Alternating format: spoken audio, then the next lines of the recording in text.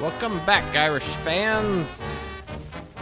Welcome back to your favorite podcast, the Fighting Irish Faithful podcast. Season 5, episode 14. We're here. We are in the bye week. No game this weekend. Also known as worst weekend of the year. Hope your bye week is treating you well so far. And we're happy to podcast with you. We don't have a whole lot going on. A little recap of Louisville.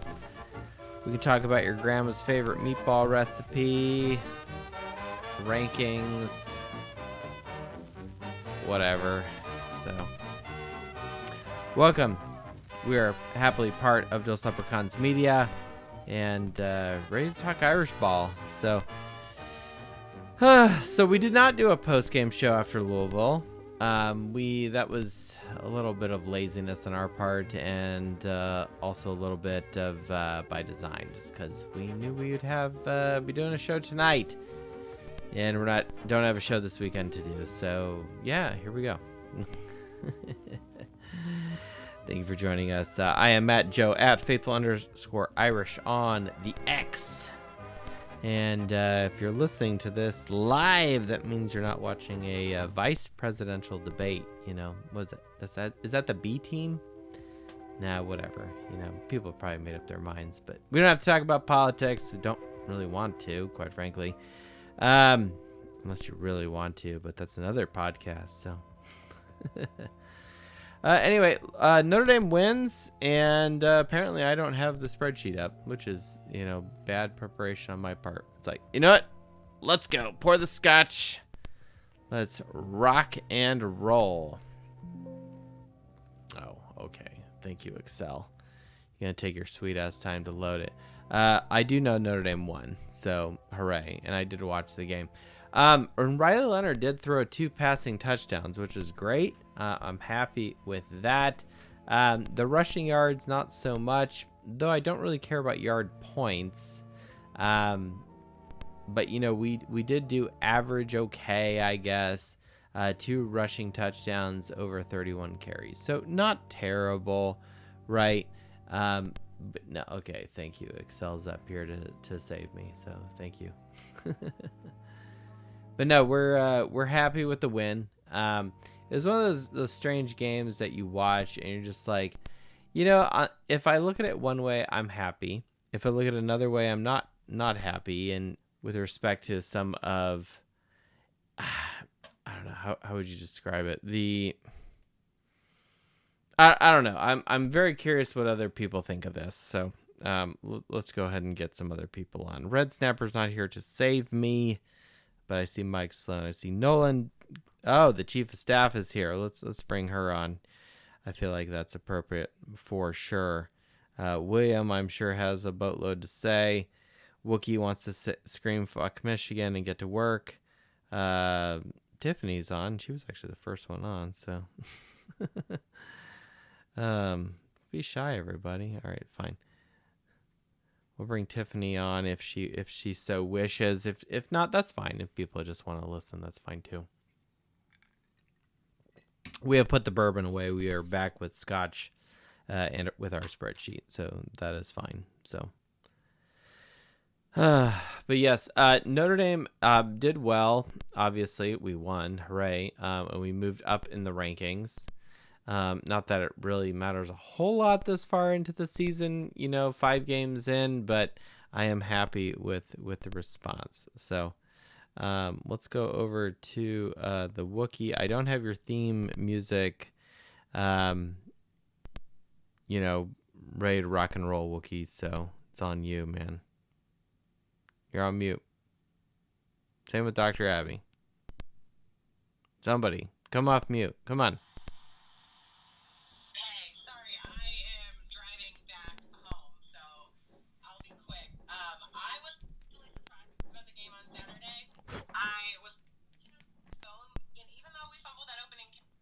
I really, for some reason, did not have any doubts that we would pull out the win.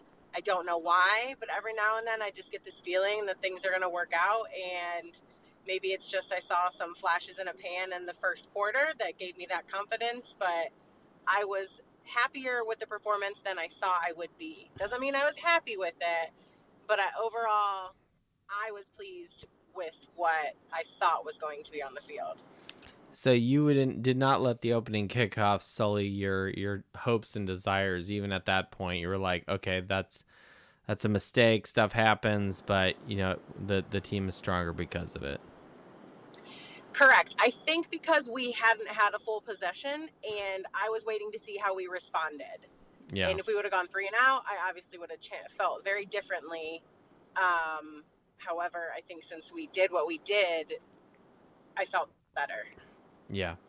I mean, Louisville scored in 3 plays, but I mean, they also took the ball over on R24. So, if Louisville had not scored and our defense had stopped them, hooray for our side. But I think what you're touching on is how we score a touchdown immediately. We respond, we tie it up, and in 12 plays, we go 75 yards, take a long 6-minute drive, and we tie it up, which is great. So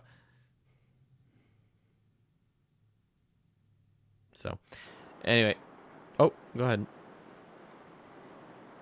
Oh, no, I was just going to say, yeah, I think you summed it up really well. We took some time, we focused, and we did what we needed to do, which I haven't seen a lot from this team so far this year. Yeah. The what's interesting is compare this game to our previous game against Miami of Ohio. Truth or a lie, our scoring drives were better or worse as far as like success of scoring on scoring drives in this game versus the previous game. Do you know which one was better? So I'm not 100% sure, but I've heard Pete Sampson talk a lot about offensive efficiency. In our first quarter, we had like 70% positive plays, but it was like 11%. It was very bad. So I'm going to go with Miami was better, but I'm not sure. It's really close, and I'm not sure exactly what Samsonite is using there for, and I don't break it down by quarter. I do it like the entire game. And it's no disrespect to Samsonite there. But what I will say is we had 11 possessions in Miami of Ohio.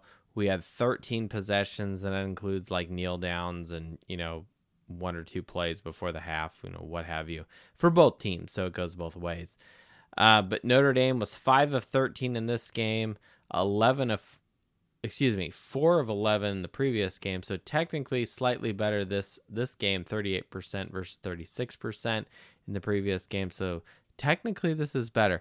Now, what is interesting is our yards per point. Now, maybe this is a function of on some drives we did nothing, and other drives we were very successful. I don't know. But as a whole, as an average for the game, 9.1 versus 15.3. So 2 stats right out the gate here. Notre Dame looks better versus Louisville versus Miami, Ohio, which I take it away as a positive, as a encouraging metric versus a way better team in Louisville versus Miami, Ohio. Now you could turn that into a negative and be like, why were you not pounding Miami of Ohio into the dirt like you did with Purdue? Yards per point of 8.8. Look, there was a function of Purdue just sucking, and half the fan base, going to the bars in the third quarter. I don't know. I will say this: Notre Dame did look more polished, and just look at Riley Leonard. He threw 2 passing touchdowns, which is great. Obviously we've exhausted our opinion on that front extensively. However, if he's showing noticeable improvement, especially during a quote unquote tougher game in Louisville, I'm okay with that. So I'm going to move on from my platitudes and latitudes of entitlement with the quarterback situation and just say, look, if we can just make baby steps of improvement going forward, I'm okay with that. I mean, it doesn't change the fact that Notre Dame is still favored in every game for the rest of the season. They've been favored in every game per teamrankings.com, in every game, including Louisville, everything up from Texas A&M, even USC at the end of the year. So, and then on the flip side, I was curious about what USC's prognosis or projections are, however you want to slice and dice it. USC is scheduled to, or I shouldn't say scheduled, but predicted to go like an 8-4, 9-3 in the regular season here. You know, they still got Penn State at home coming up. They still have some tough games remaining. You know, and in no way do I equate Notre Dame's success with USC. I'm just only using it from the metric of who's Notre Dame's remaining opponent that is the toughest, and that is clearly the Trojans. So, not that it, and we don't have to go down the playoff rabbit hole of does Notre Dame winning out guarantee us into the playoffs? I don't know about that, because there's way too many other things that factor into our opponents. I will say this: if we did run the table, had not lost to Northern Illinois, then yeah, absolutely we should be in the playoffs. But you know, that's a real bad loss, and you know, the rest of the season is a little ho-hum as far as strength of schedule or quality of opponents, however you want to describe that. You know, we'll see where it goes. So, Dr. Abby, Chief of Staff, glad you could jump on while you're driving. We won't encourage you to do anything unsafe while you're driving in the darkness of Ohio at 10 p.m. So we'll jump to Wookie, who's probably at home in the darkness of Florida. And hey, what's going on? Yo, man. Fuck Michigan. Yeah, that's right. Fuck Michigan. Are you we don't have to just talk about Louisville. We can talk about your grandma's meatball recipe, the bye week. Right. We can even talk about the Stanford game coming up. So floor is yours, sir. Yeah, we got power, never lost it. All good from the storms. It went basically right by us and then right over top of us, so we're all good there. But I did like seeing Riley Leonard finally get some TD passes. That was great. But for the Louisville game, we need to tighten up our defense. Like, They need to start making some big plays, because they played great during the Purdue game, yeah, but like you said, Purdue fucking sucks. So there's been some holes that we definitely need to tighten up there. Yeah. I'm looking at the yards per point of our opponents, and Louisville was the highest. They were 18.2. The next highest team, believe it or not, was Texas A&M, which maybe is expected. Now, what's odd is that the game we lost, i.e. Northern Illinois, the yards per point of Northern Illinois was 24.3 versus our 20.4. Obviously, that was our worst performance on yards per point, which is my own kind of pseudo-invented statistic here. But it's an efficiency thing, and Louisville was quote-unquote the most efficient. So, you know, I don't have a graph of showing the trend of this, you know, because let's face it, Miami, Ohio was god-awful at 76.3. Now, what I will say is this. Louisville got 2 of their touchdowns off of our turnovers, right? Right, exactly. They got lucky on those 2, as I said when I was watching the game right before it started working. But, yeah, man, I don't know what it is about this team. I knew our offense was finally going to start to come around, but now we need the whole team to get in sync in what we're doing here. Yeah, I won't lie. You're kind of, you know, toast, you know, hey, and I thought you're let's take a shot, let's relax, let's you know, jump in on X and contribute to the people doing car bombs or whatever on prior to the game, and you're doing yours right as kickoff is happening, and then just your face just melts, and you're just like, you've got to be kidding me. You guys fumbled the opening kickoff.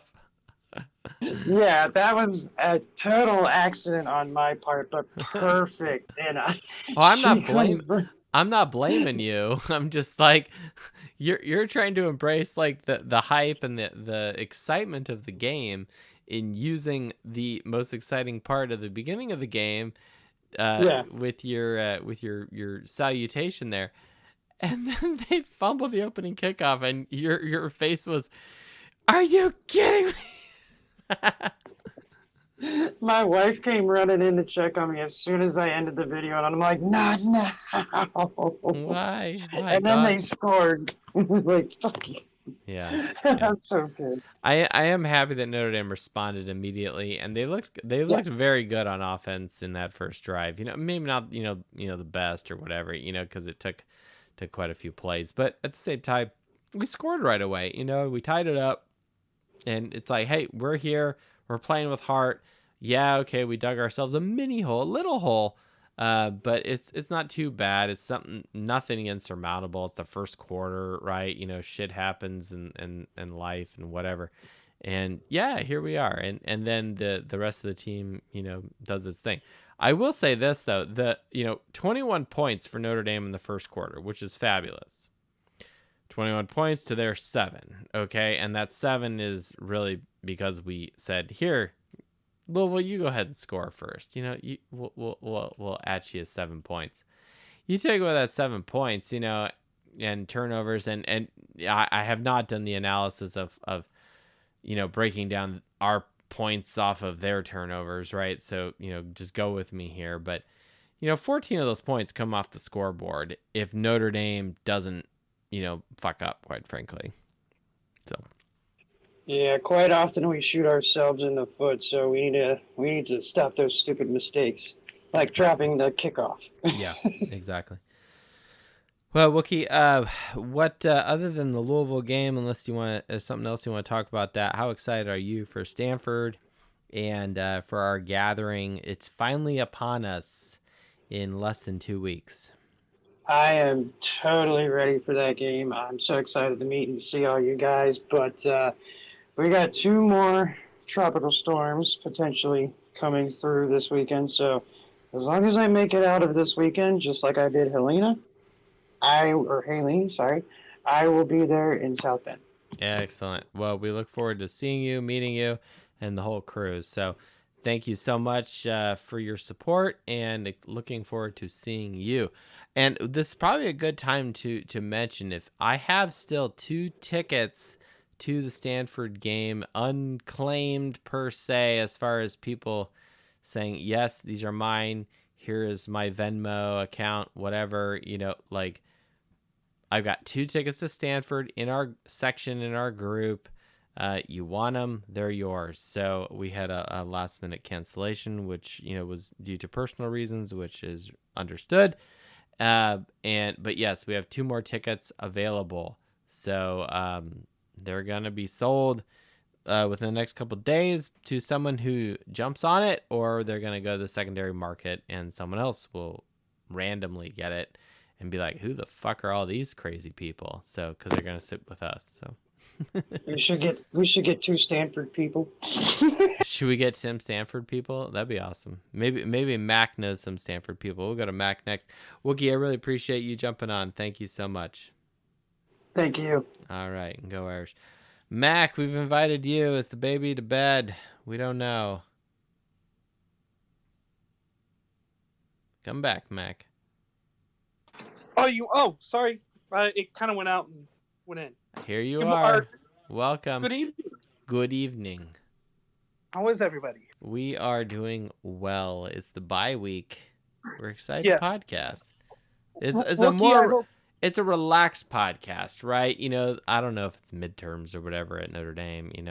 Someone else can look that up. But here we are. What's up, man? What's on your mind?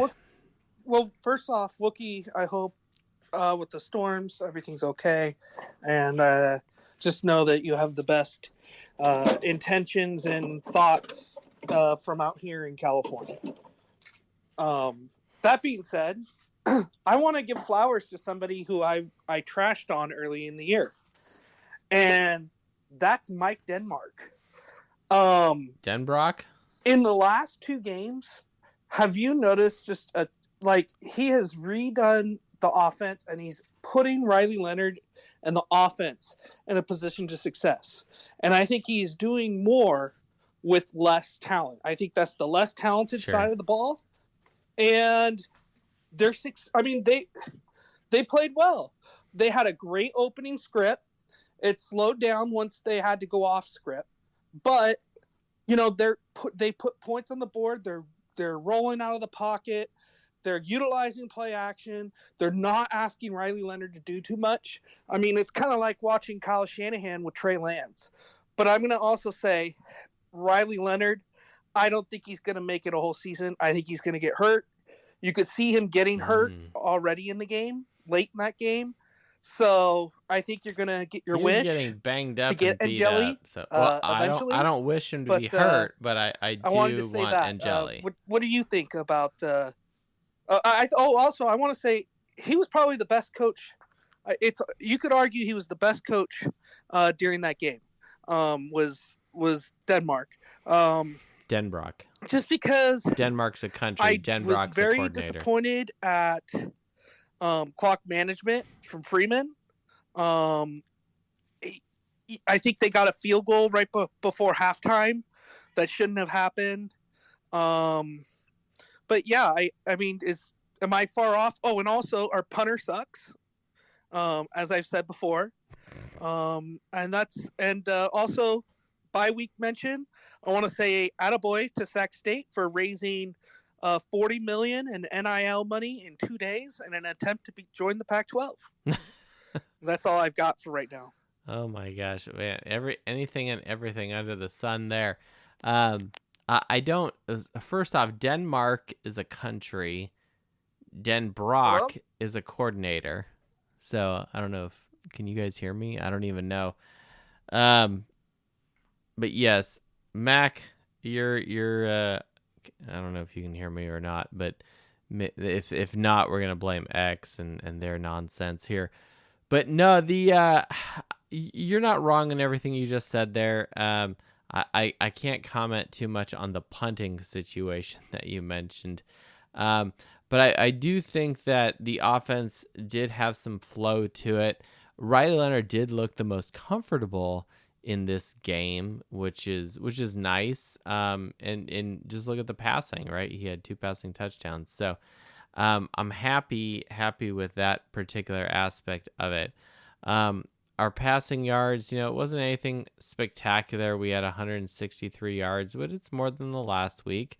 And it's certainly nothing like what it should be. it's about 120 yards shy of where it probably should be. The yard points was low. I read a couple articles by, pick your favorite blogger, beat writer, whatnot for Notre Dame. And a lot of it was the comment of the quote-unquote ho-hum offense. And I'm like, well, I don't know if 31 points is ho-hum. Maybe if we're talking about yards, total yards, yard points, then sure, maybe. But I mean, he's the only one who threw passes. He had a 74% completion percentage. I mean, that's fantastic, all right? National champions are 68.5% in completion percentage. So it's nothing whiz bang crazy, blow your mind, or whatever. But I'm also like, we won, okay? And I'm going to be happy with the win against a quote-unquote tough game. And it was already weird with Peacock and the blue jersey or not the blue jersey, excuse me, we wish it was the blue jersey, the green jersey, right? So I'm not sure why. Look, I know why people are critical, because people want more. William, who was on earlier, was saying our fans are hitting their limit or whatever. And maybe that's William's opinion, right? We'll get him on here soon. But yeah, I don't know. I will not talk about the punting. My spreadsheet is not set up about the success and greatness of punting. Punting is, you could argue, a bad thing. So all right. We've invited at Pello Jace to speak if he so wishes. If not, we're going to jump over to Coach Era Parsegian. He's been invited to speak. We can bring Natalie on too if we so wish. But I see Mike Sloan there. Mac, thank you so much for your support. And we'll bring Mike Sloan on, who has requested to speak. Jay's giving me a thumbs down saying, nope, he's just in listening mode, which is fine. He has 2 ears and 1 mouth. He would rather listen. Respect. Mike Sloan, you there? Hey, what's going on? Yo, live from West Virginia. How you doing, man? Hanging in there. Matt kind of hit on it. You can almost foresee Riley eventually taking a hit that's going to put him out or put him down for a while. Do you think we're using him too much as like a bruiser kind of rushing quarterback, and that's like just overall just a bad decision? Oh, absolutely. I mean, I get it. They're using him for what he can do and keeping him away from what he can't do. But, that's why we have running backs. And I don't know, it's like you can almost foresee that it's going to happen. You're almost just, unless it's me, but it's like I'm almost just waiting on it to happen, that he's going to try to do too much. He's going to, get hurt. He's going to hurt a knee, something to where he's going to be out. And, I think everybody's overlooking the fact that the first quarter, great quarter, moved to the second, we get 3. We move to the third, we get nothing. Yeah. And we get 7 in the fourth. And by the way, it was 5 minutes to go in the game. Mm-hmm. I mean, I'm glad we won, but I mean, I'm having a hard time accepting people that they're coddling this guy, and they're treating Riley like he's an incoming 12th grader that just picked up a football 3 weeks ago. Yeah. It blows my mind. He's an experienced senior that should not be having these growing pains that he's having. Yeah. And everybody just wants to make excuses for it. I don't get it. This is where I wish we had an intern that I could send him a note here on the show and say, I'm going to write something on a Post-it and throw it to them, and they could quickly run a stat piece for me on the fly. I'd be very curious to know what his completion percentage and overall success rate was in the second, third, and fourth quarter versus the first quarter. Because, I mean, you just hit it on the head, right? 21 points in the first, then 3, then 0, then 7, right? That's a huge drop-off from where you started. And I would, if I really wanted to do more show prep, and not actually work for my employer, I would have rewatched the game and taken some notes and sounded more intelligent about this. Alas, that was not the case because I decided to actually earn my paycheck rather than just whatever. But that being said, I think Mike, you're hitting something huge. Kind of also what Mac was talking about, where it's like I don't know if I trust your longevity and ability to be bruised around like that. I just don't know. Maybe we got a little glimmer of that as we see the offensive production fall after the first quarter. I don't know. Yeah, it's like I don't know. I'm always the guy that looks ahead and kind of sees the negativity and everything. And it's like I'm almost hanging on by a thread, just waiting. And hopefully nothing does happen to the kid. I mean, I hope not. And hopefully he can stay healthy and we can, go 11-1 and see what kind of noise we can make in the playoffs. But I'm just having a hard time accepting this offense for what it is. And I mean, I've said it before. If you froze the season right now and just, graded our offense on what it is there anybody that really thinks we would make any noise in the playoffs playing these top teams? I just don't see it. And I don't know how everybody that we have left on the schedule doesn't scout the games and say, look, send the heat, stop the run, make him throw. That's your best chance of beating Notre Dame. And honestly, that's a pretty good likelihood that they can do that. It's just going to take the right team to figure out how to stop him running. Yeah. And we just can't. I just don't trust his passing.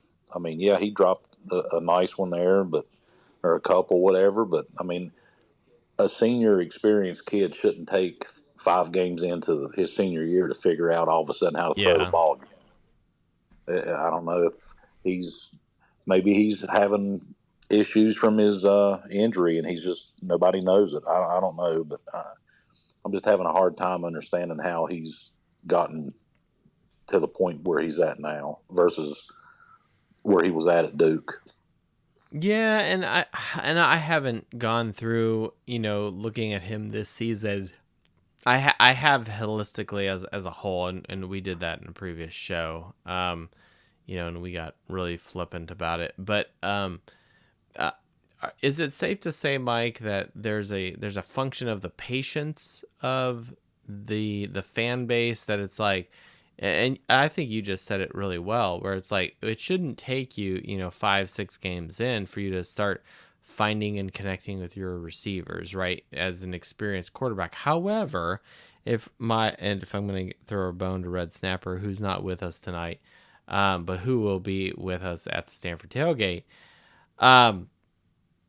you just haven't been around in practice per se to throw the passes to these guys in practice and whatnot. So if it's taking you a little longer, I'm not okay with it, but I'm also understandable, like from a logical standpoint of like, okay, it takes a little while for you to get the timing of some of this stuff, or you to fill out the new offense or whatever. And I'm happy you do it against a quote unquote good team in Louisville. But I'm also like, well, why is it taking you this long? This, that, and the other. Like, okay, fine. I don't know. I think he got to the party late. I mean, I understand he got to the party late, and maybe he's had limited practice sessions with the receivers and so on. But again, I mean, man, it's riding a bike. I mean, you know how to do it. It doesn't take that long. You're not starting something brand new. And if you know that you're having issues and struggles, after game 1, game 2, whatever, I don't know what goes on behind the scenes, but I mean, what are you doing during the week? What are you doing aside from practice? Are you not throwing a football to, some of these guys? Hey, I know practice is over, but hey, we've got all day or whatever. Let's throw some. Let me try to build my rhythm, my timing, or anything. Yeah. I don't know what goes on behind the scenes when they're not in class, when they're not in practice, whatever.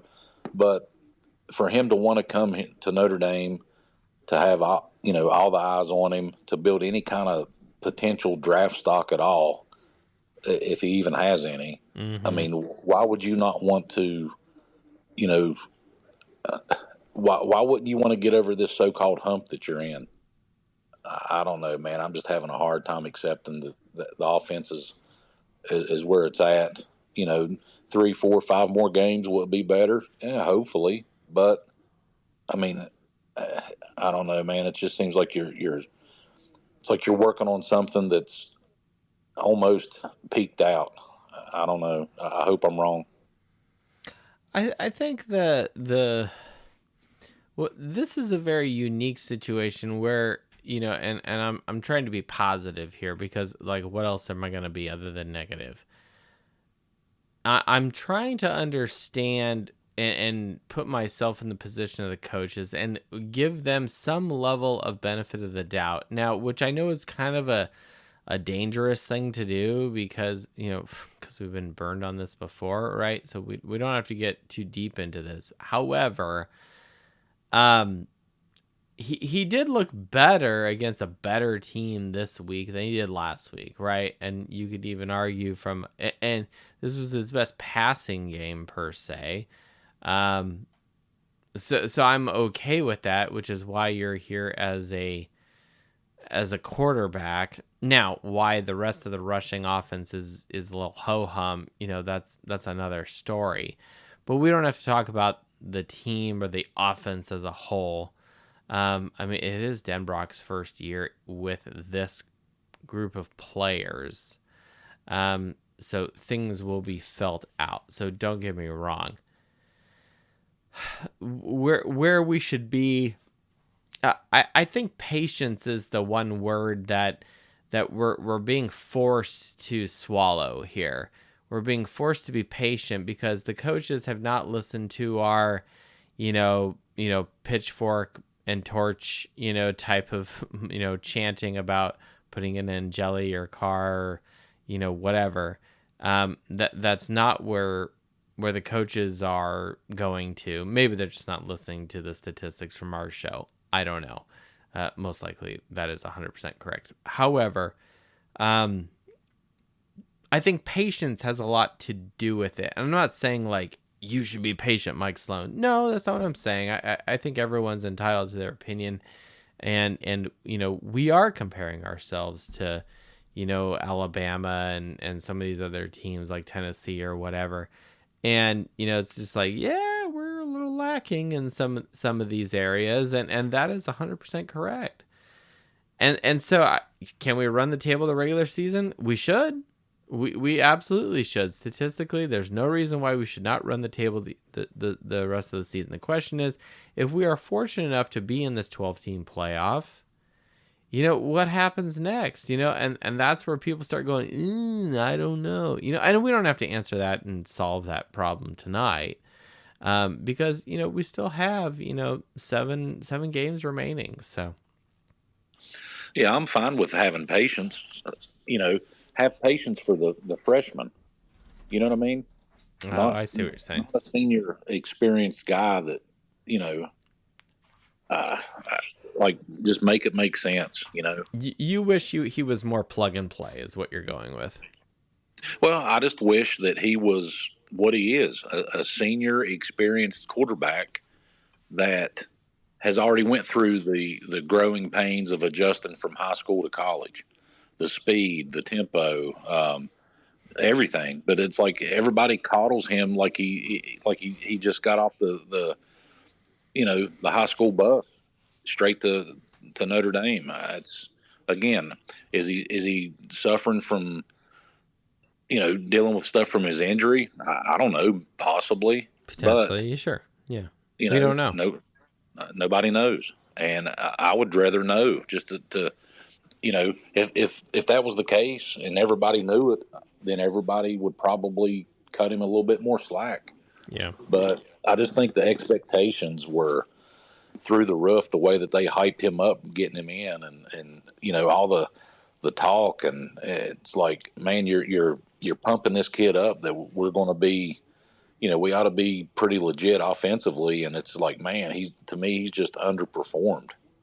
I mean, can he run and get a chunk of yards? Sure, but that's what the running backs are for. Agreed. Now, does he have to have 600 yards in the air every game? No. But whenever passes are needed, he has to be able to do it, and I just don't. Yeah. I don't feel confident in his game that he can. Yeah, and fortunately, I mean, Notre Dame did win by 7, so we covered the spread, and our friends over at 5 Foot Nothing Pod, are winning parlay bets because of Notre Dame's success. So hooray for 5 Foot Nothing Pod and for Notre Dame. But you just said it there, and I said this, last week and the week before is, and I'll say it again.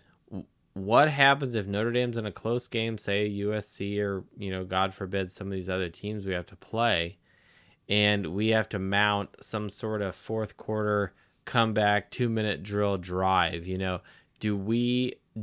This is a hypothetical question to the fan base. Do we feel comfortable today with Riley Leonard doing that and pushing the ball downfield? The answer is no, most likely. There may be a few optimistic, people out there, and if that's the case, God bless you. But I'm not so sure that we've seen any evidence thus far this week. Now, have we had to? We didn't really have a chance in that Northern Illinois game, so whatever. I don't know. Well, again, I hope he proves me and everyone else wrong that's having doubts with him. Just want to wrap up and say go Irish, and looking forward to getting to the Stanford game, meeting everybody, have a good time. Maybe by then, maybe I can cool off a little bit by then. Who knows? Well, hopefully we can deliver some fun and fellowship during the tailgate. Mike, what are you looking? Let's step away from this Louisville game and the the drama that is the Riley Leonard situation. What are you most looking forward to with returning to campus in just less than 2 weeks? It's been a while. I think the last time I was there was the Wake game in 2015, 16, somewhere around there. It's a hell of a drive for me. I know it's not as long as some others, but hell, to drive 8 hours to go to a ball game. I mean, I work 7 days a week, 5 days a week at my primary job. I've got a weekend gig at a golf course I do, so I don't have a whole lot of free time. So make the best of it and have a good time and meet everyone, and hopefully I can spend a little bit more time around campus. The first time, or the last time was my first time there, and really didn't know where to go, and kind of got in a little late and didn't want to get too far away from the field, and didn't have a chance to really check out things. And when you don't have somebody showing you where to go, and you're just walking around in kind of in a daze, you just you go and, hey, that's cool. Hey, that's cool. Hey, what do you know? Hey, it's time to go to the game. So hopefully this time around I'll be able to spend more time there and be able to take more of it in. Yeah, and that and I appreciate you sharing that, because I've had conversations with the doc, and like you said, it's been a few years since you've been there. You're pushing 8 or whatever years since you were last there. And not everybody was a student, or not everybody has the opportunity who live nearby. Chicago, Ohio, or me down here in the Indianapolis area. Knowing this, I believe that we will close the tailgate down early. We'll do and some see some sites, anything from Player Walk or whatever. Knowing kind of the quote unquote schedule of like the band departing from God Quad and this, that, and the other. There is ample time to see a lot of things on a beautiful campus in the fall, while still giving people the chance to have fun with their friends, while still hey, we're there to go to a football game, and let's get to the stadium and get through that ticket line to get in, with ample time, and even the pregame festivities in the stadium are fun too, which I think people should experience. So with that knowledge and that awareness, and trying to what maximizes the best of everything, like we could have this killer tailgate that goes forever, and then we just barely make opening kickoff. I don't think that's what people want. If that's what someone wants to do, I'm not going to stop them. But chances are, we got a lot of people coming from all over the place. Mike, you're coming from West Virginia. We got people from the West Coast. Got someone coming in from Ireland, et cetera, et cetera. We're gonna try to be a leader in this sense, and I'm not saying you have to follow me around campus. That's not what I'm saying. But I want to ensure that people get the most of their experience with that understanding. We'll do the best we can to ensure we have a good diagonal slice of campus in less than 2 weeks. Hopefully the weather is good and it's not raining. So if it's raining, it's fine. We'll deal with it, but there it is. So I was going to mention, I'm not sure, but maybe have like some form of a like a group chat, maybe for everyone that's going to be involved. If anybody's lost or running behind, or the key thing is finding us, number one, okay, because people are going to come from all over. I don't know where people are staying. I don't know where people are parking. I have given you, Mike, and some other people some suggestions. Hey, park over here, pay $20 or whatever, park on someone's lawn, and then walk your butt over to the north lot. A lot of people don't know where the quote north lot is, so we'll try to see if we can get some GPS coordinates, or hey, just look at your picture and see if it looks kind of familiar, what have you. The good news is that we do have a flag, the Fighting Irish Faithful Show. Look at the logo. Look at my logo on X. We have a flag that looks just like it, so it'll be up in the sky, the banner in the sky with the stars and stripes. So you will be able to see us if you're in, some sort of proximity of the north lot at the north end of campus. The stadium should be behind you when you're looking for us. So, and you shouldn't even honestly see the stadium based off of where we'll be parking. So that's just kind of the way that crumbles. I tried to get a stadium lot pass, but everything was sold out for this game, which is unfortunate. So the key is getting everybody to into the north lot for the tailgate, and then from there it's easy to break and go to the library, and this, that, or the other. So I have considered having a quote unquote staff meeting. I think that will be the focus of next week's show, in addition to Stanford prep. But a lot of it will be discussion of tailgate type stuff. So you, Mike, Coach Barsegian, Natalie, I believe, will be there. Irish JTL, you're going to be in the Legends lot or whatever. But anyone who is coming to the game, a confirmed RSVP per se, absolutely, we should get a group chat going. I'll see if I can get something going on X, and we'll get some communication going. And one thing I will say, and this is a warning for everyone, the cell phone reception, your Wi-Fi signal, what have you, will not be good on game day. That's just flat out fact. It will not be good because you got 100,000 people that are, invading Notre Dame, which is a good thing. But it's going to bog down the cell towers, and so you will not get a instantaneous feedback. So arrive early, arrive often.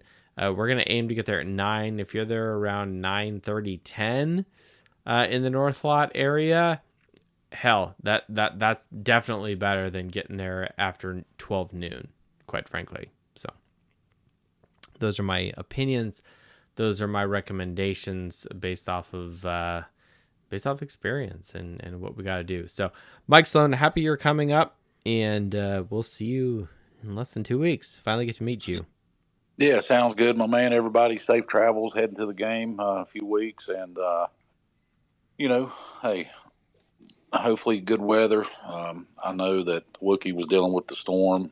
Hell, actually, I had to deal with a little bit of it myself. We had a pretty high wind storm here. I had a tree knock over and tear out a shed that I had in the back, and it's unfortunate, but hey, when you look at what everyone's dealing with, North Carolina, Tennessee, yep, I'm actually I have no right to complain about anything, my man. So hey, right. Everybody heading in, be safe, and we'll see you there. All right, we'll see you there. Thank you, Mike Sloan. We'll jump straight to Coach Barsegian here. You are on mute, sir. Welcome back. Last week has been hammered to death, but I feel like we pretty much justified our top 15 ranking. Mm-hmm. So if that, we played better, but I mean, we justified why we're not a top 10 team anymore. Yeah, I think that's true. I don't see anything from this Louisville game that's like, oh, Notre Dame's clearly a top 10. We avenged last year. We can say that. Sure. Well, absolutely. And I will say, all the hype around the green jerseys, white pants, just to put the final nail in the coffin of this green jersey garbage, it didn't look as well as the hype made them out to be, in my opinion. I feel like they would have been better served to have just worn gold pants. Mm-hmm. If they ever wear that color green, just wear gold. Yeah. So. Yeah. It didn't look well, at least considering Louisville was going with all white. It clashed too much for me, and it didn't look like everybody made it out to seem. But either way, I've not heard this mentioned yet, and I'm not thinking of playoff. Playoff is not even on my radar right now, specifically because I watched almost every freaking snap of the Georgia-Alabama game. Notre Dame is nowhere near the caliber of both of those teams right now at this point in the season. That is a game that I will watch in bits and pieces throughout the rest of the week, guaranteed. They're on a whole nother level compared to Notre Dame right now. And Georgia was on the losing end. Georgia was soundly beaten for 3 quarters Alabama led up and coasted like Alabama traditionally under Saban had always done when they get a big lead early in the game. They coasted. Georgia came roaring back, as they tend to do under Kirby Smart. And Alabama made their game-winning drive look so effortless, even though it was just sheer luck in some aspects, but just the talent level. They're worlds ahead of Notre Dame right now. We're still not there.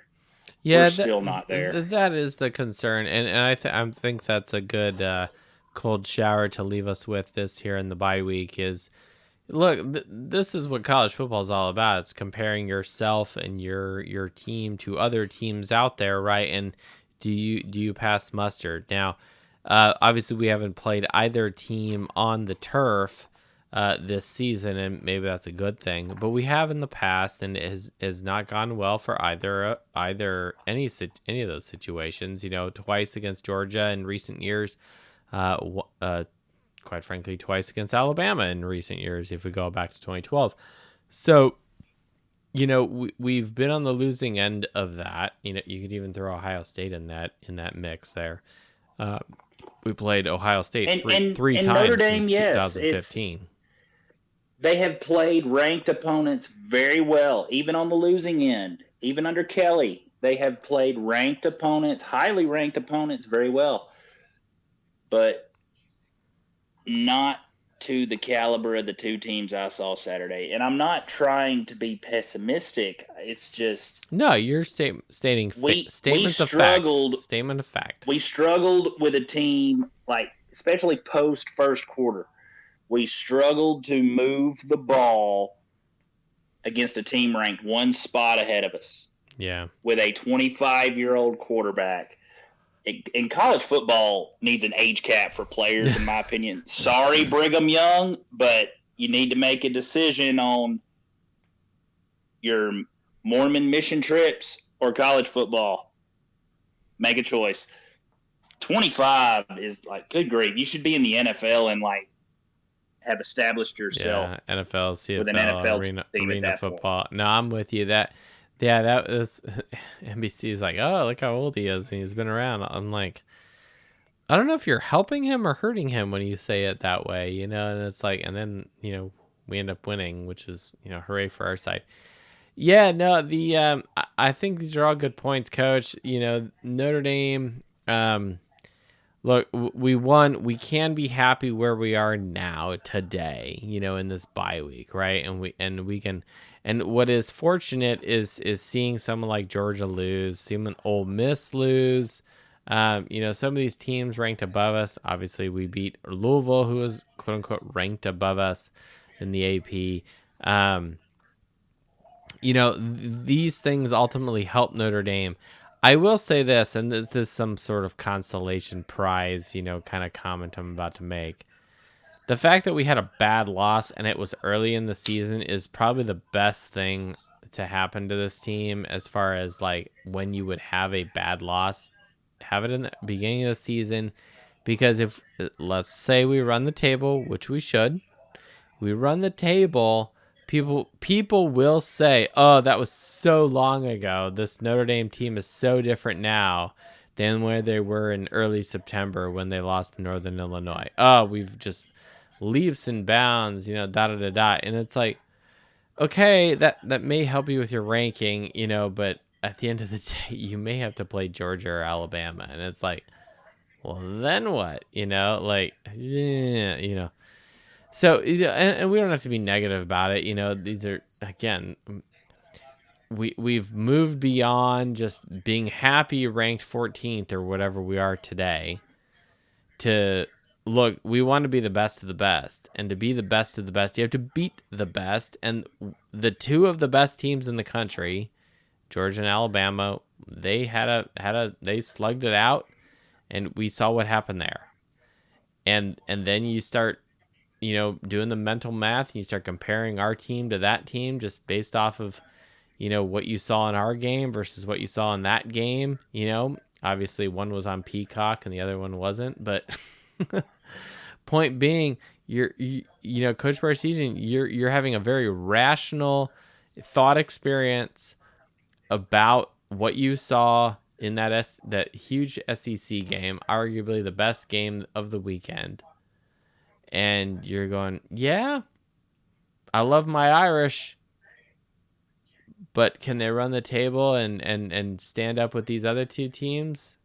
Hey, let's be realistic. And I don't fault you for going that road. You know, if we're Notre Dame fans and we want greatness and we want to be the best, those are the kind of things we have to do. Hey, real quick, when's the last time Notre Dame benched their starting quarterback for a true freshman?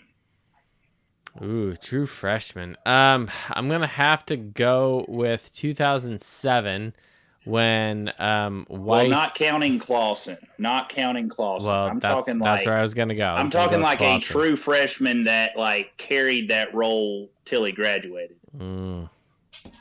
It's easier than you think. Is it really? Is it more recent Yes, than I think? It's within the last decade. What? 2014. Well, let me take that back. 2 decades. My bad. Okay. Now we're going back to 2004. The only other person I can think of, if it's not Clausen, is gonna be Brady Quinn. Yes. Okay. Carlisle Holiday was benched for the Purdue game in 2003 for true freshman Brady Quinn, and Brady Quinn went on to become in my opinion, the best quarterback Notre Dame has seen, at least since Rick Meyer. No, I mean, if I'm drafting a quarterback in the NFL, I'm taking Quinn over Clausen. Oh yeah, no doubt. That's just me. It's a shame that he got drafted by the Browns. So sorry, Browns fans, but it's well, he made his money on that. Yeah, that's because the Browns decided to draft an offensive lineman instead of Brady Quinn. But either way, look at what Quinn turned out to be. Now, if Charlie Weiss knew how to coach defense, the 05 and 06 years would have been phenomenally better. Oh, you don't have to tell me about that. You know, I lived, 08 and 09 as a student. You know what I'm saying? It's like and we had Clausen at the time, and we even knew as students in that crowd, like, Clausen is special. He has the juices to do it, turf toe and everything. I mean, like he had Tate, he had Rudolph, Michael Floyd was there in 09. Like there were pieces in play. Armando Allen was our running back. I was thinking about that today. We had the pieces in play to have some greatness. I think back of those Clausen years as like, it was like a 7-on-7 team. You have all these weapons on offense, and then the defense, you're just kind of, it's like crickets, So I'm not sure. I'm thinking, pull the trigger and give it to CJ Carr.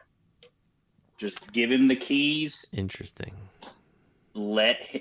Give Carr the keys to the car. Just as Freeman, let him cook. Let CJ drive. Just let him drive. Deal with it. It's going to suck a year or two, but it's going to suck for a year or two.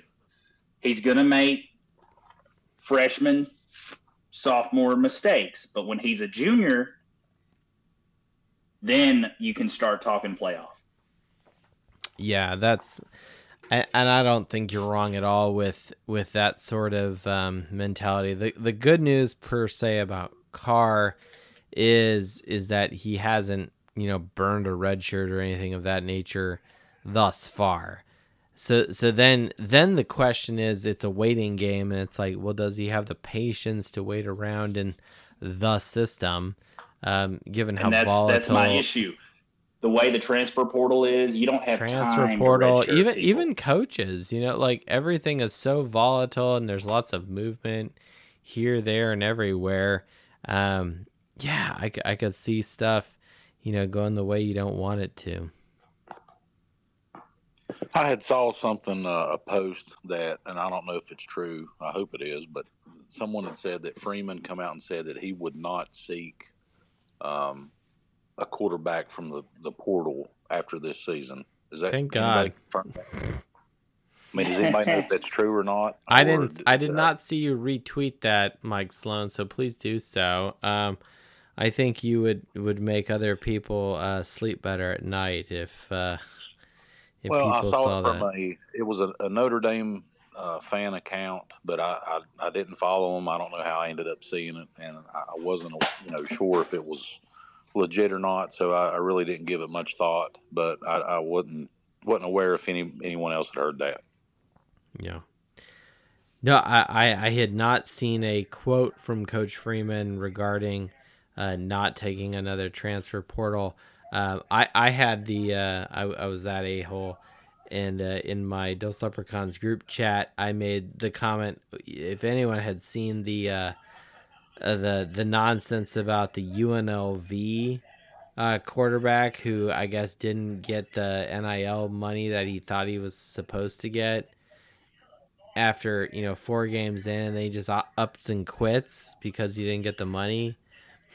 I said, oh hey, he's entering the transfer portal, hey, maybe Notre Dame should give him a look. Yeah.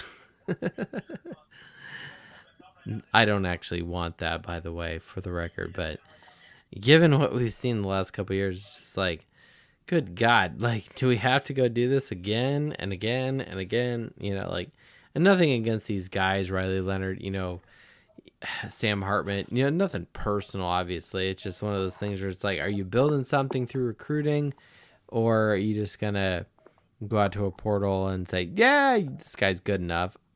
I don't know. But anyway, as far as the Stanford game, I can't wait to finally leave. We're like a week away. I can finally get a week off work. Woot. It's been inventory crunch time, so I need the break. Yeah. But it's Q4, man. I'm excited. Q4. I'm excited to see you on Wednesday. Yes. Should we spill the beans now? I mean, we're planning to do a Tuesday show. So we're planning to do a Tuesday night show.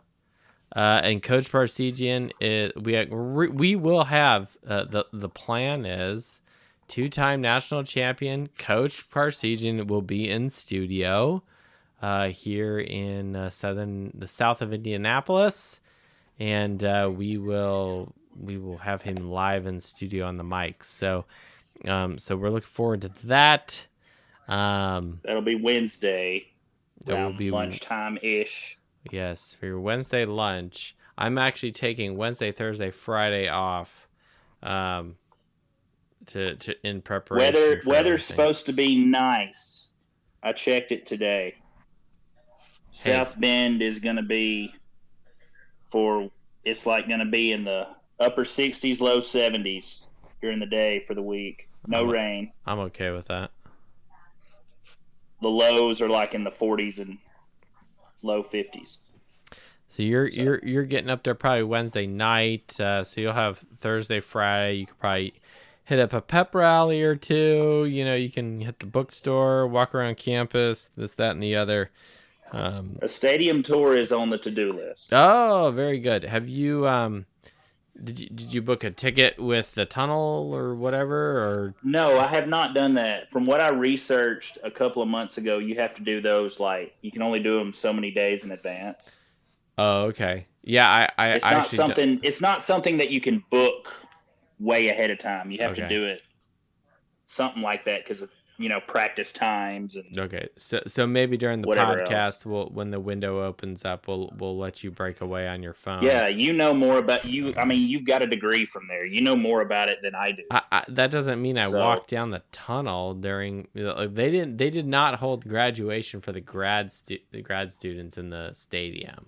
Okay, we were in the Joyce Center, so that's retarded. Your degree carries more weight than the regular. Well, what you're saying is I need to bring a UPS uniform with me when I arrive Friday evening and put it on and just walk around the locker room and the tunnel and the field and nobody will question me. I've got a package to deliver. Yeah, it says right here. Yeah, where's Freeman at? I got something for him. Oh, that reminds me. Years ago, and I forget how many years, but it's been recently, I saw a Notre Dame Stadium usher's hat on eBay for like it was like maybe between $100 and $200. I should have bought that. Just here, Just look. Spoiler alert. Look up on Twitter. Maybe you guys already follow this guy. I don't know. Look up Chipster. Send him a DM. If you show up on, I think, Thursday or Friday, he is an usher. I think he's actually employed by the university. Send a DM to Chipster. Tell him who you are.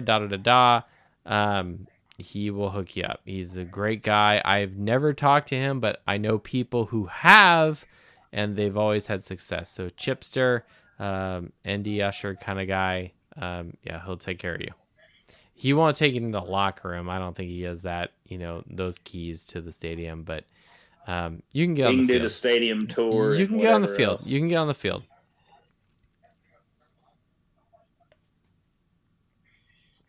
Yeah. I'm looking to see I don't know if you can DM him. Yeah, we'll figure that out. But no, I'm happy, Coach Burr, season you're coming up. The doc is engaged on you and the missus coming up here, having lunch with us, doing a quick podcast, and then get you guys on your way up to the Holy Land, up to South Bend. So it's exciting. Real quick, as far as the shopping scene in Indianapolis, I would assume Indianapolis it's not the bookstore, but I'm sure it has its share of Notre Dame merchandise around the mall area. It's okay. I would not actually count on that. There's a lot of Purdue and IU stuff here, you'll see. I would actually just drive yourself straight to Notre Dame and do your shopping up there. I'm dead serious about that. And I talked to Mike Sloan about this. Go to Notre Dame, especially if you did this on like Thursday or Friday. I would do it Thursday just because it'd be way less crowded. Not that Friday really will be. I really don't know about the level of crowds on Thursday versus Friday. But if you have time, I would do your shopping immediately. On Thursday, go down Notre Dame Avenue. It's the main entrance on the south side of campus. It's the road that looks like it's heading straight to the dome. It won't do that. It'll just kind of turn into a circle. Or you'll be driving across some grass and piss a lot of people off if you kept driving to the dome. But that same drive, there'll be a cemetery on your left. As soon as you pass the cemetery, there's a little guard shack for a little road. Head down that way, but then there's a quick jog to the right after you see the guard shack. Just say, hey, we want to go to the bookstore. They'll tell you where to go. And the bookstore is right there, big building in front of you. When you make a quick right turn after that guard shack, you have concerns, questions, give me a call. I'm happy to direct you. But that has always been my experience. Just go roll down Notre Dame Avenue, say, hey, we want to go to the bookstore. They tell you where to go. And then you go in there, you get all the Notre Dame stuff you want. If that does not suit your fancy, down at Eddy Street Commons, there's another Notre Dame bookstore. I think it's quote unquote official, but it's kind of like it's across the street from O'Rourke's. So if you want to go to a legit Irish pub that I would recommend, it would be O'Rourke's. If you want to have a sit down meal, go there. I've never had a bad meal there. Really good food, really good wings, by the way. I enjoyed them. Maybe I just was lucky that day. I don't know. I would not go to Brewburger or some of those other places. Nothing against those places. It's just like, I would just go to O'Rourke's. But across from O'Rourke's on Eddy Street Commons, there is is another bookstore. I've actually never been in there, so I don't actually know what it looks like. But if that's easier for you and you want to do some shopping there, that's fine. Worst case scenario, you just hit up a Meijer or something, which is basically like your Walmart, Target, or whatever. Maybe it's official, maybe it's not. So it's up to you what you want to do. But the bookstore is nice. You'll get good official stuff, and you'll spend way more than what you want. But that's just kind of what happens. We do need to visit my grave. That's on the to-do list. That is on the list. Yeah. No, I bet you could look that up and figure out where that is. No problem. Just hit up Under Armour's app and type in Marcus Freeman collection, and then you can buy the $165 long sleeve t-shirts. Fuck, man. Good grief. It's so ridiculously expensive. Get the shirt or just get. I don't know if they're really. It's not cheap, I will say that. But if you want quote official stuff, there it is. So. Well, I'm more of a hat person anyway. Okay. So. Okay. I need to get a hat, but not for myself, but for my eldest child. He's getting older, and he's hanging out with Dad a little bit more, and so he's got one hat, but it's not a Notre Dame hat, and I'm like, we got to change this around, so we might need to. Yeah. We may even hit up the bookstore on Friday night. So the son wants a kid's football jersey, and the daughter wants a cheerleading uniform. So nice. We got lots of stuff to get. Excellent. Well, I wish you the best in your shopping adventures. Safe travels to you, Coach Barsegian, as you drive up. And I've also got a flag that's coming with me that I would like for everybody to sign if possible. No. I need to retire the thing. It's starting to fray a little bit on the ends. So I want everybody that possibly can sign it at the tailgate, because it's going to basically be traveling with me everywhere along campus in case I run into somebody. So excellent. I need it signed, because it'll be hung up one of these days whenever I can finally get my, as I call it, a grotto. All right. I don't like the term man cave. I prefer grotto. Oh, okay. So you're feeling out the Our Lady of Lourdes, Saint Bernadette vibe. I'm with you. Well, grotto translated means cave. So yes. Yeah, that's correct. Just call it the grotto, because it's going to be a Notre Dame theme cave anyway. Yes, but when you say it that way, people are immediately going to think Our Lady of Lourdes. Well, I'm sure I can find like a Virgin Mary statue water fountain to put into the grotto as well. So sounds like someone's Instant Pot is ready for their pulled pork. No, that's laundry.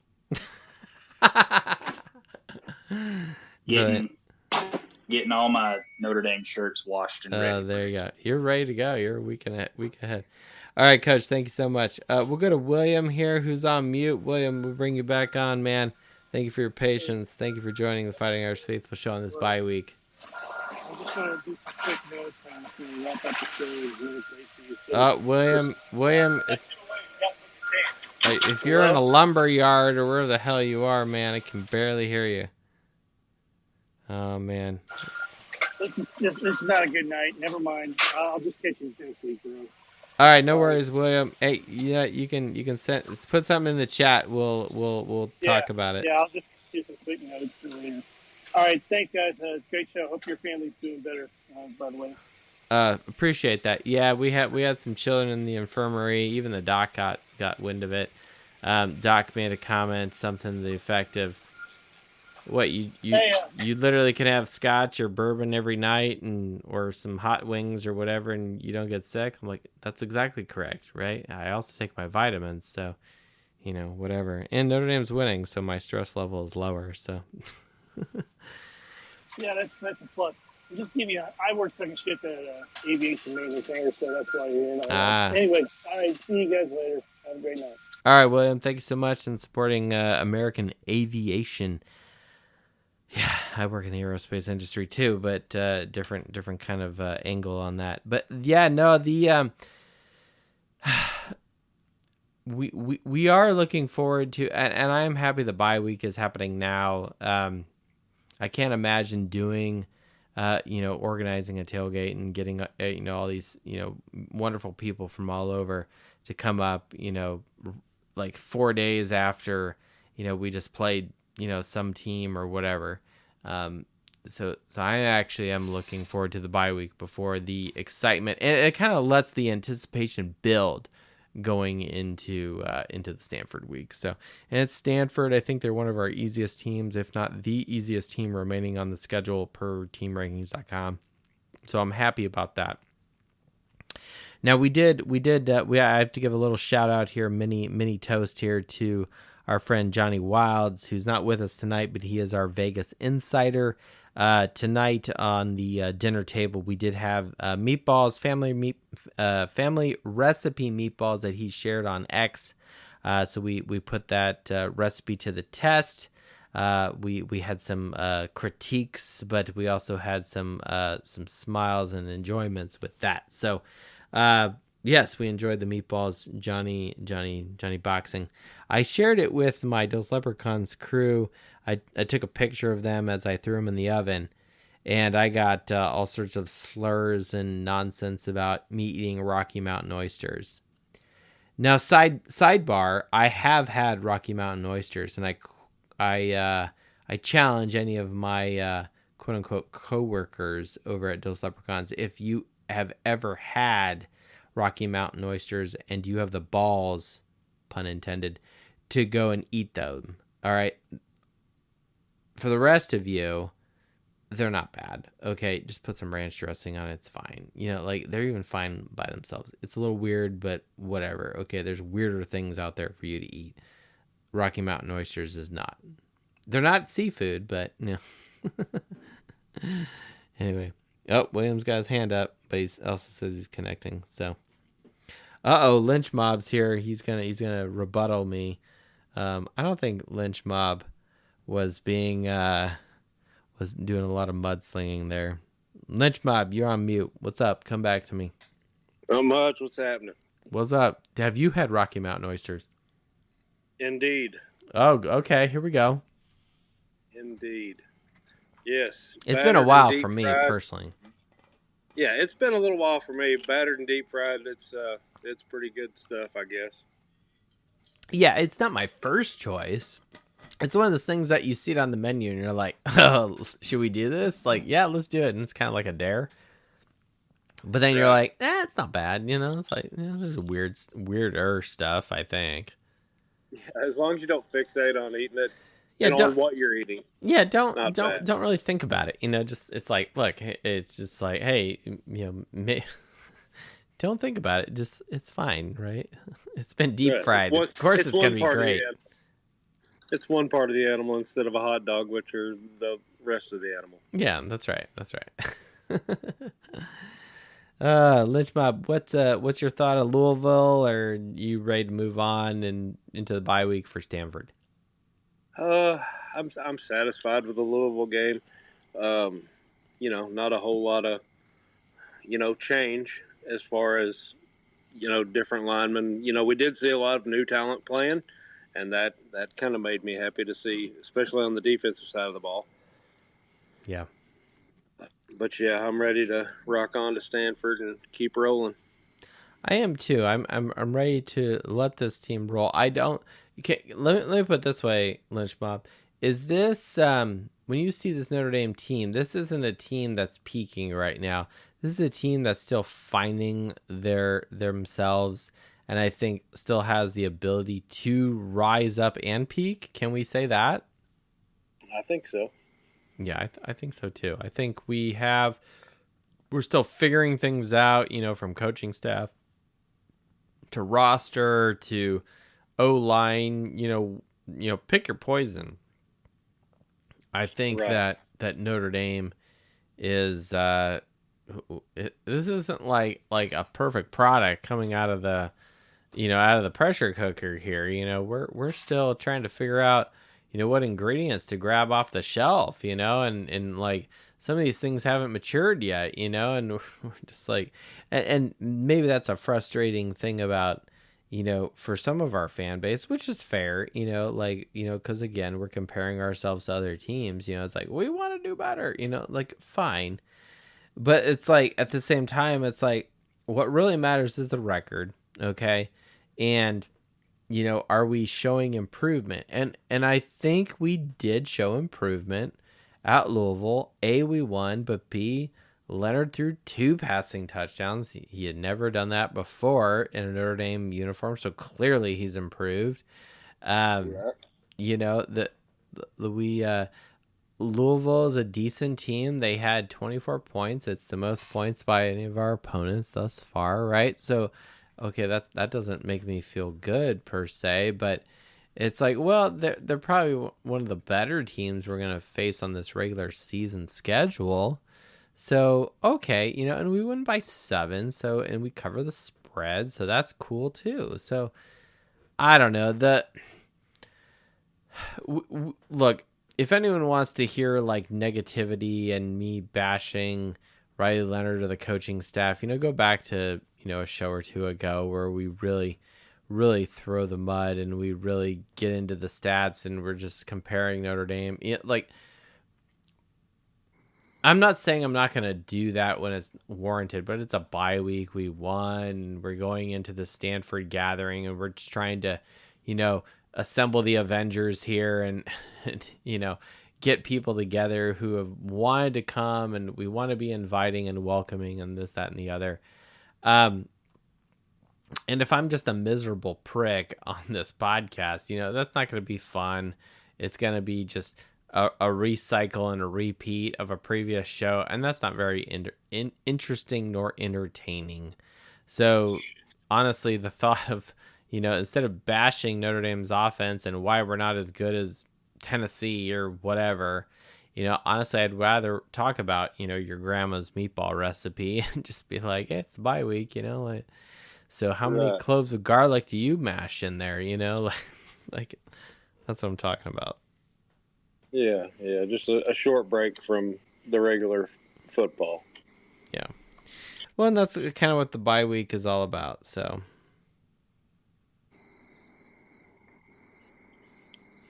Absolutely. I'm going through the chat here. Mrs. Dowling at Tiffany Group here is saying she's heading off the bed, but P.S. for the wives, it's not the worst weekend of the year. She's referring to the bye week, so she's at that, and she's got kind of a funny face there. So she's actually probably happy that her spouse is not glued to the TV or whatever. So Coach Barseason's got a Samsonite gif. Love it. Mac was having some sound problems. Irish JTL coming in with some lineman discussion. And that's pretty much it. I've missed Mac being on the show. Is he thinking our punting game's improved? He said it was not good. I don't know where. Of all the factors of the football, team to critique, he's gonna criticize the punting, and I'm just like, first off, your punting in general, that's not good. And then to say that the quality good versus bad of punting, I would like to understand Mac's opinion more about when Tyler Newsome, a captain, which is funny. What was his, opinion of the punting? It's either an atom bomb or a shank. It's like, okay, find me that perfect punter. Maybe they're at Alabama. I don't know. They're at the SEC. I don't know. Lynch Mob, we missing anything else? I think we're gonna wrap it up. We're about an hour and a half, almost in. Yeah, I'd say you guys have probably covered it all. Sorry I got on late. I had one of our fire department daughters, all of our fire departments like a family. One of our daughters had an ACL surgery, so we went and spent a little time with her tonight. So. Yeah, no. Well, hopefully the recovery is in the books there, and then in the future there. Yeah. She her senior year she blew it, and they're next to, I think they had 4 more volleyball games left, and she completely blew it on the court. So. Bummer. Yeah. Having a little rough time. All right. Well, I think it's going to wrap it up for us here at the Fighting Irish Faithful Show. Lynch Mob, Coach Barsegian, Mike Sloan, William was on for a minute. Tiffany was on virtually. Dr. Abby, our chief of staff, kind of kicked us off. The Wookiee, Mac jumped on for a few minutes. We've had a good group of people. I don't know where the hell my co-host is. He knows what's going on, but whatever. Coach Barsegian, anything else you want to jump off before we put the final touches on this show? You had a good crowd till I started talking about Alabama and Georgia, so I feel somewhat responsible for that. Well, that's because people don't want to hear the inconvenient truth. You know what I'm saying? Oh yeah, I know, but they must have not watched the same game that I watched. They probably didn't watch the game at all. Like, people want to be, Probably not. wrapped in their warm blanket of wine and cheese crowd or whatever. I don't know. I'll say this: that score made that game sound closer than it really was. Did you see the post I had? I think it was Jay or somebody was like took a picture of like wine and cheese, and he was like, Yes. "Hey, looking forward to the tailgate." And I'm like, "Don't paint us as the wine and cheese crowd."